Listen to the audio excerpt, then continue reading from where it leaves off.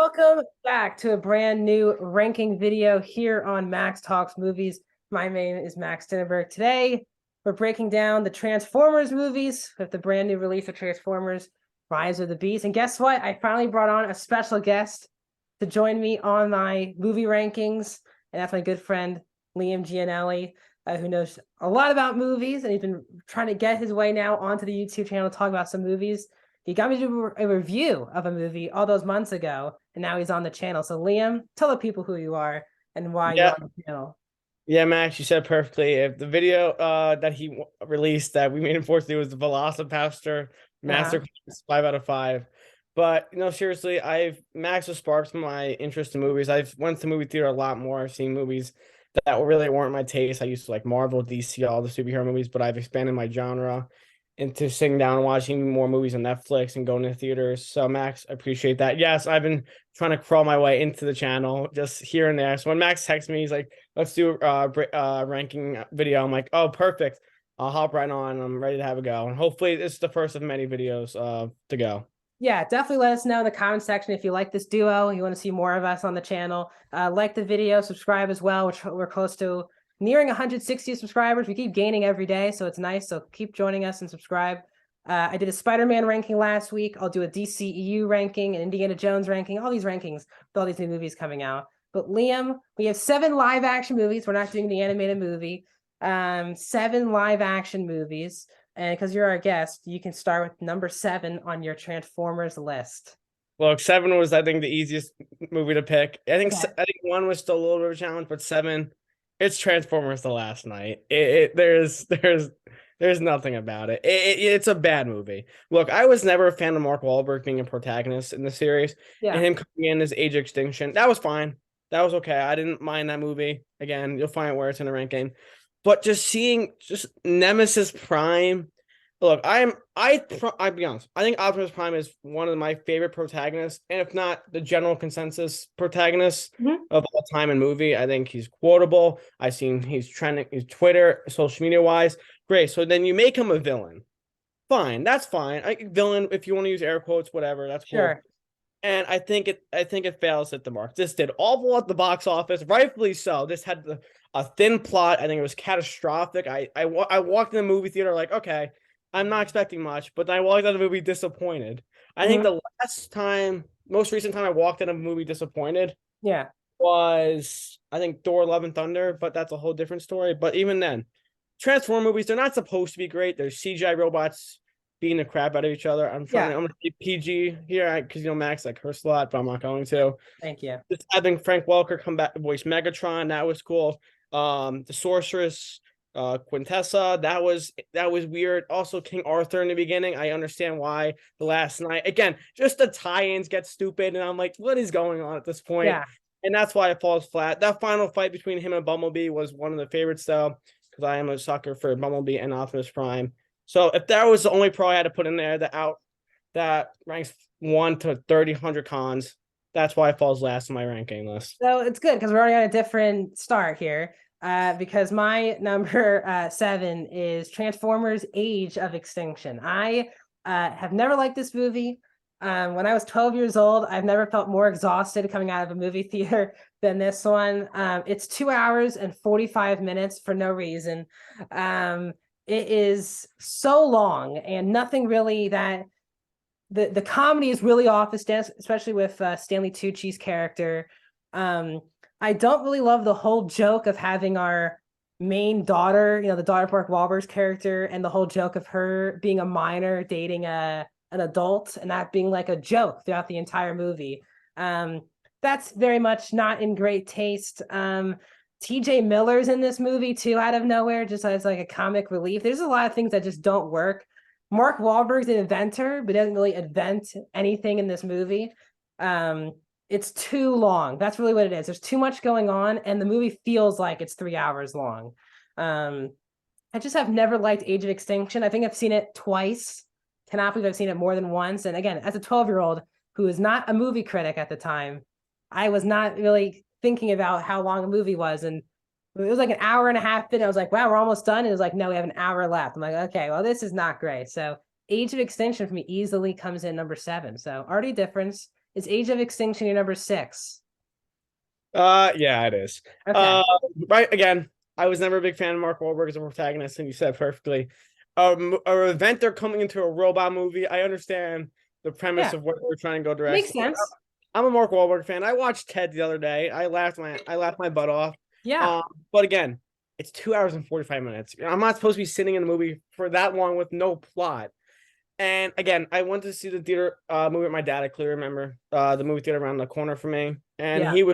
he's like, what is going on at this point? And he likes the Transformers movies because he likes the CGI and all that. Mhm.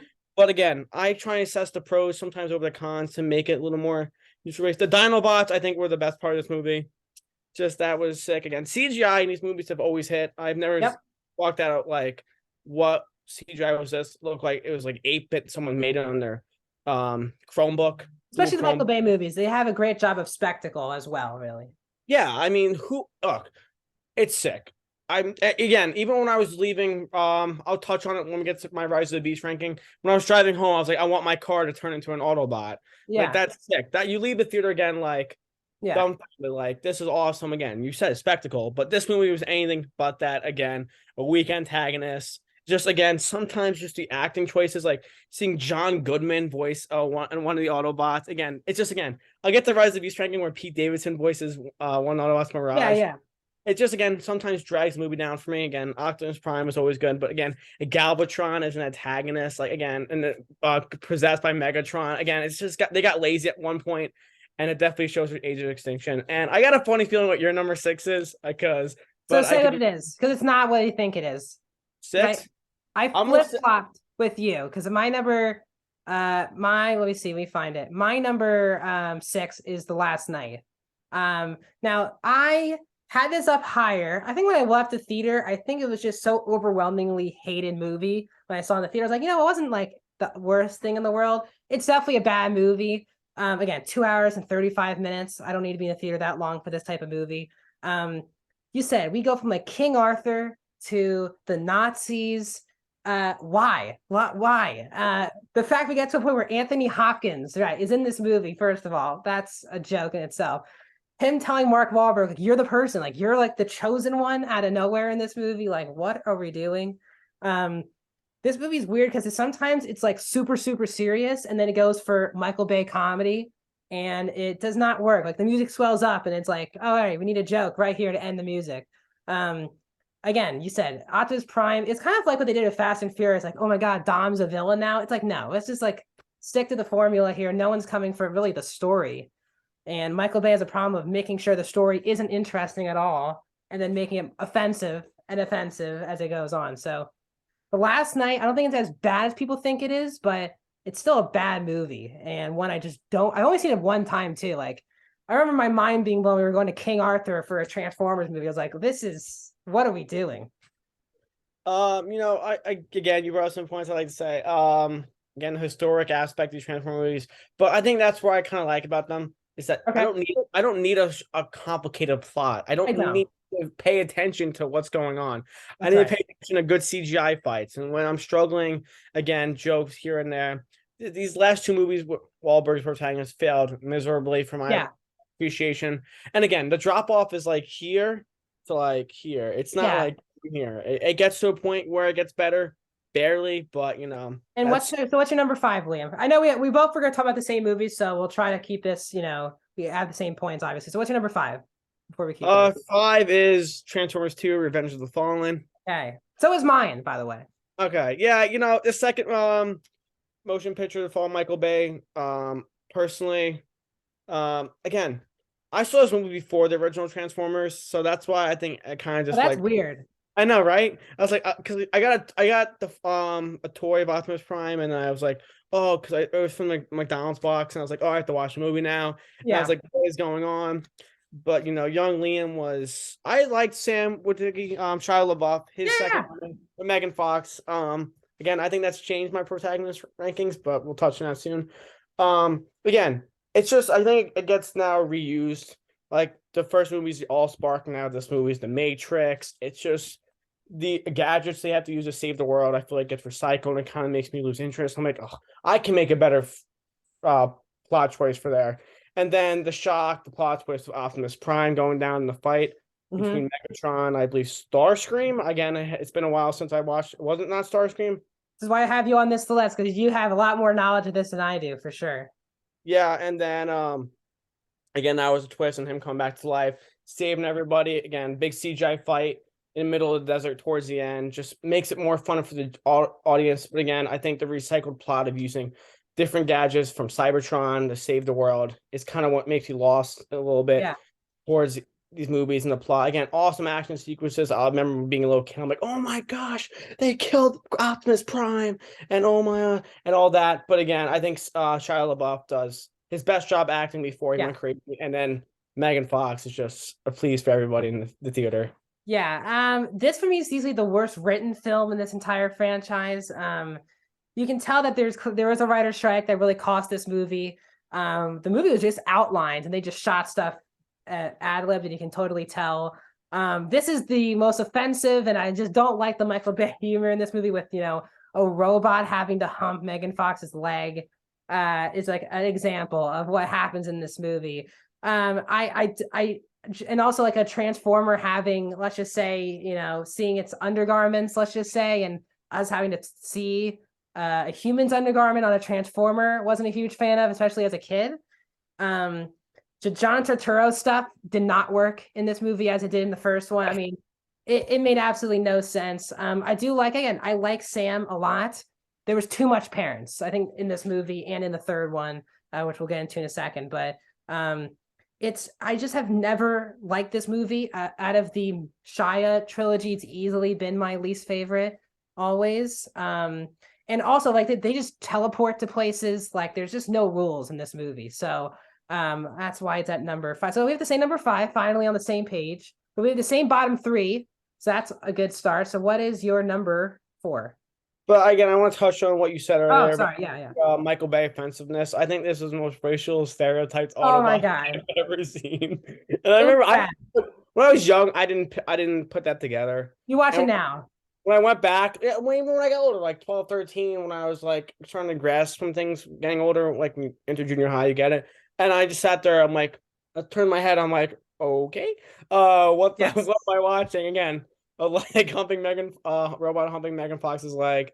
Even at that point, you're kind of just like, what is going on? I think the sexual magnitude in some of these movies were just out of Especially proportion. 2 and 3 really go on a whole other level. All right, number 4. 4. This is where I'm gonna lose people. I know it. It's Bumblebee. Whoa. Oh, hot take. Hot take. Look, I think this movie, for what it was enjoyable. But I think I went to the theater not as passionate about Transformers than when I watched Shia LaBeouf between the first 3. And I think Haley Steinfeld does a really good job as main protagonist. I think, again, you could say she started out in Pitch Perfect. Now everyone knows her from Hawkeye, Spider-Gwen from this Spider-Verse series, trilogy, whatever you want to call it. But I think in this movie, it's probably one of her best acting. Again, none of these girls, even younger people, are going to watch Bumblebee and notice who she is. Everyone's watching Marvel because that's what it is these days. But I think in this role, she does great. I think the origin story of Bumblebee, I think, is awesome. I've always wanted a yellow Camaro where it's worked, and I think one of the things in today that people have just recognized again, when you're seeing a fire truck come down and we're like, oh my God, it's Optimus Prime, an 18-wheeler, it's just awesome to see everyone. I think that's why it works, like, because the media aspect hits home. But again, I think Bumblebee did well in the action sequences, character development. It was a plot. I actually thoroughly enjoyed it. But I think it falls in this at number 4 because I wasn't passionate at the time. And again, even when I went to see Rise of the Beast, I wasn't passionate, but just watching, I felt more in depth with all the Autobots. I felt like I was going back to basics. And this was a good start. Again, I enjoyed everyone's experience acting in the movie as well. But again, I think for me, it fell towards passion point of when I left the theater. I didn't say it was a bad movie. I think it's probably the best movie of the Transformers, the 7 we're gonna rank. But from enjoyability and just me, it fell short. That's fair. I'll save my Bumblebee points for later. This is where I have Transformers 3 Dark of the Moon. Now, this was always actually my least favorite. When I rewatched it a couple months ago, it got better because the third act is awesome and it looks incredible for 2000, whatever it came out, 2011, like now, which is crazy, 12 years ago. But it looks great that it was today. Now, I really hate the first, especially the first act of the movie. Definitely heading to the second act, having a whole arc. Of course, he needs to have a new, very attractive girlfriend because Megan Fox is not back, which then leads to a whole like weird love triangle in the first half of the movie with Shia LaBeouf, with obviously Rosie Huntington-Whistler, and then Patrick Dempsey having a love interest. Who cares about Sam trying to find a job that doesn't even get resolved by the end of the movie? All of that stuff in the first half, I'll say first 70% of the movie is downright awful and could be the worst movie on this list. But when they get to, I think it's downtown Chicago in the third act of the movie, Yep. things get really good from an action point of view. But it's really just the magnitude and the scope. It's probably the best looking third act of the whole franchise. But for me, it's just the first 2 hours of this movie is pretty horrible. And then you get to the ending, you're like, okay, that's a lot of fun. It's kind of what I came here for.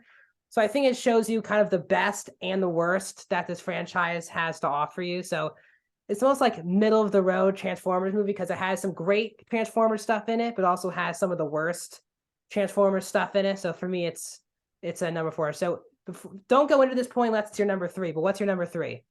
It is not my number 3. Number 3 is the one that started it all. The first Transformers. Nice. Introduced us to the Autobots versus the Decepticons on Cybertron, Optimus Prime, led by Megatron. If you don't know those names, then you're obviously doing something wrong. I don't care if you've seen the Transformers movies. You know who Optimus Prime is. You know who Megatron is. You know who an Autobot is. You know what a Decepticon is.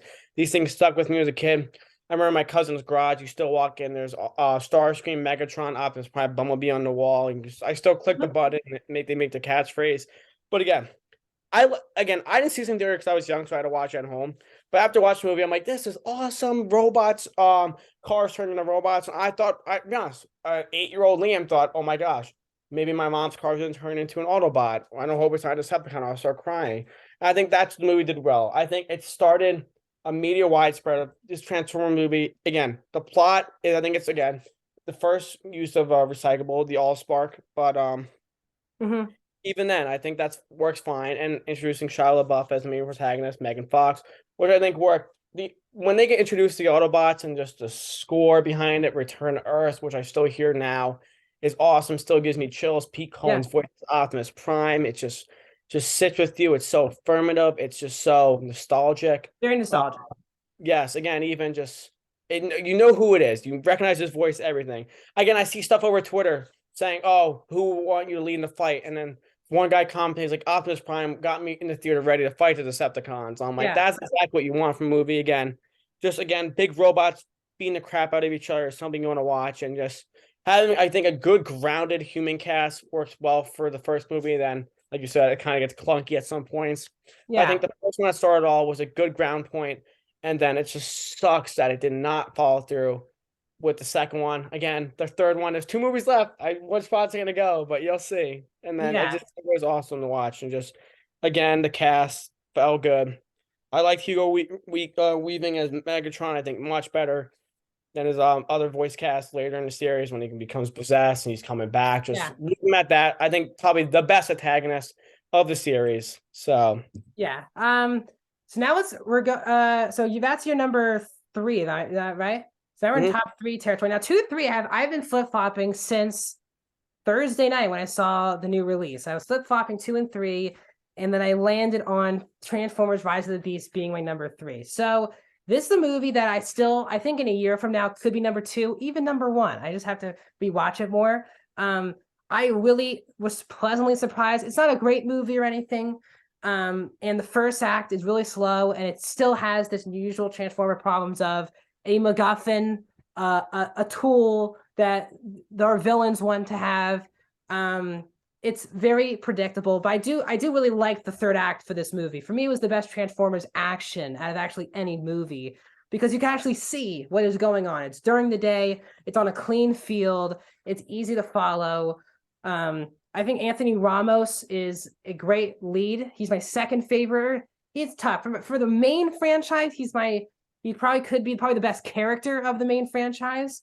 Obviously, I have a lot of nostalgia for Shia LaBeouf, but from a character point of view, and also I really liked his back and forth with Prime. That whole thing of throughout the whole movie, Noah wants to actually destroy this key that can send them back to protect Earth, and I liked the both of them kind of fighting for the same thing but different ways, and them butting heads, leading to them coming together for the third act.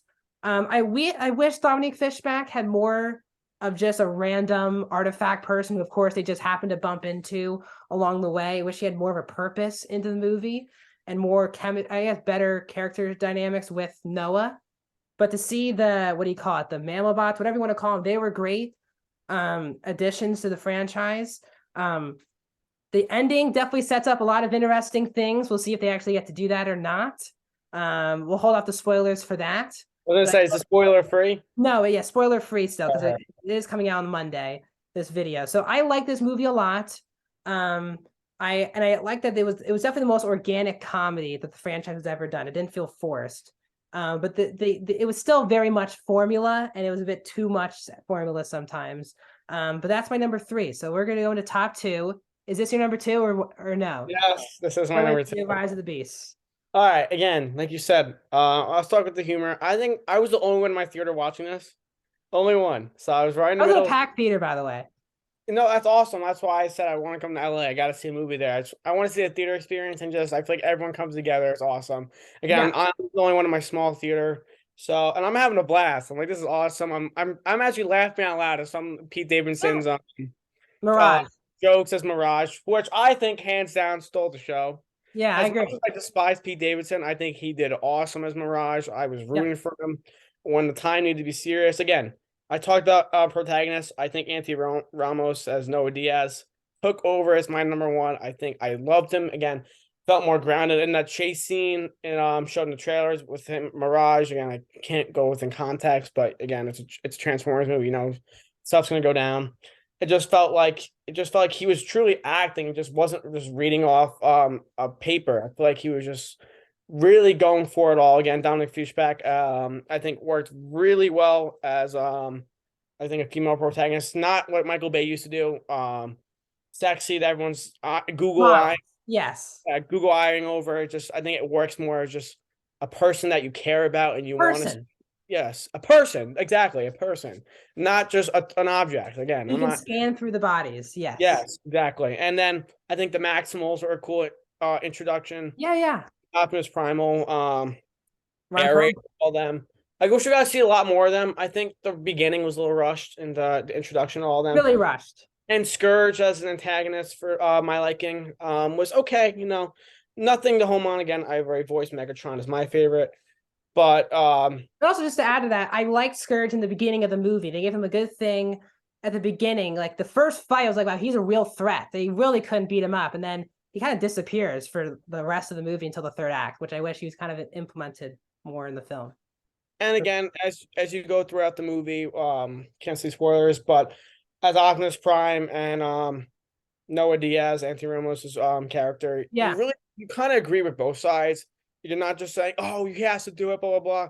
Like when he said, "I'm like, oh my," said one line, I'm like, "Oh my god, that's gonna happen," and then Optimus there, and then again the ending, like we talked about over text, we're kind of just still like, which way we're gonna go with that direction. It took me a second to realize, but Max cleared it up for me, and it's gonna be interesting where to go. Because I was sitting there, I'm like, where is this gonna go? Because I was trying to put the puzzle pieces together, but nothing crazy. I think it was an enjoyable ride. It felt fresh.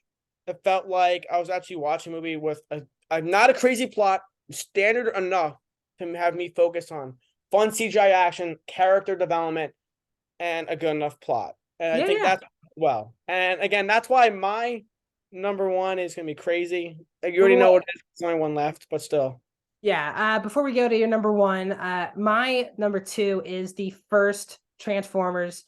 Again, saw this in the theater when I was 5 years old, which is now crazy to say how now old, about to be 21. 5 when you saw that? Yeah, 2007. So yeah, so 5.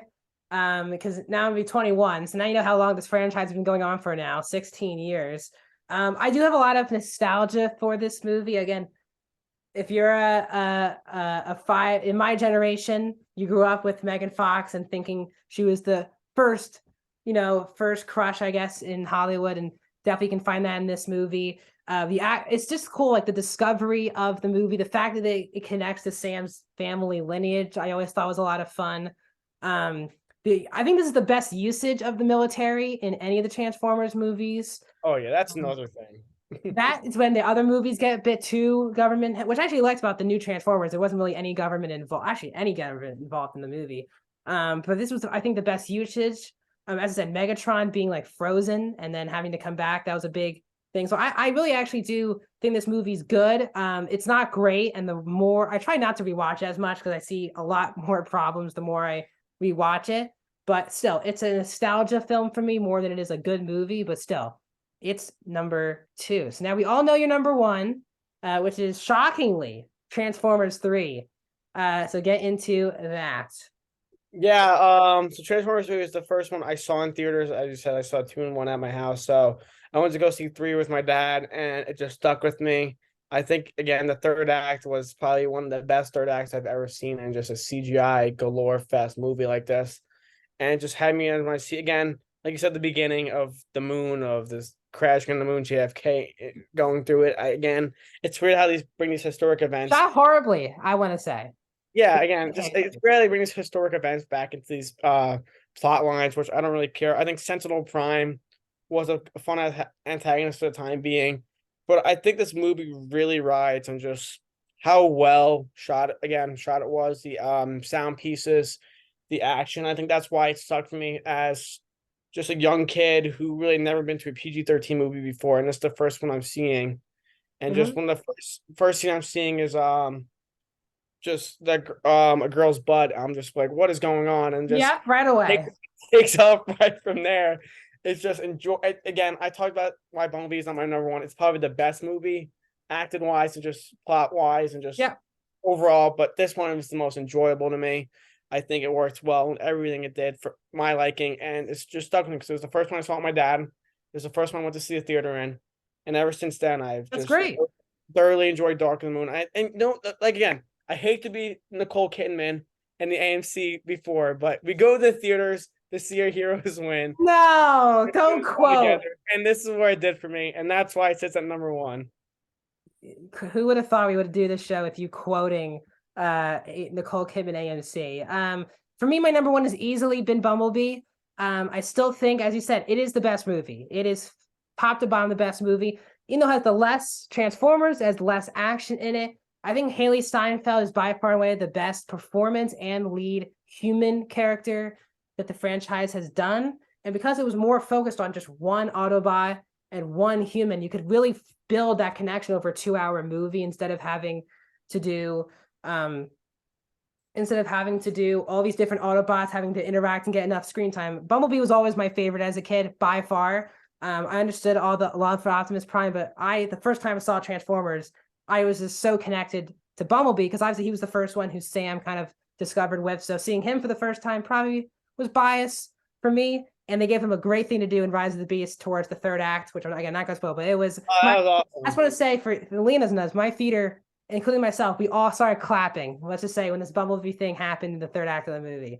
But I thought this is again, Haley Steinfeld was really good. They gave her a really good backstory involving her father and her being a swimmer and her not even doing any swimming until, after her father died.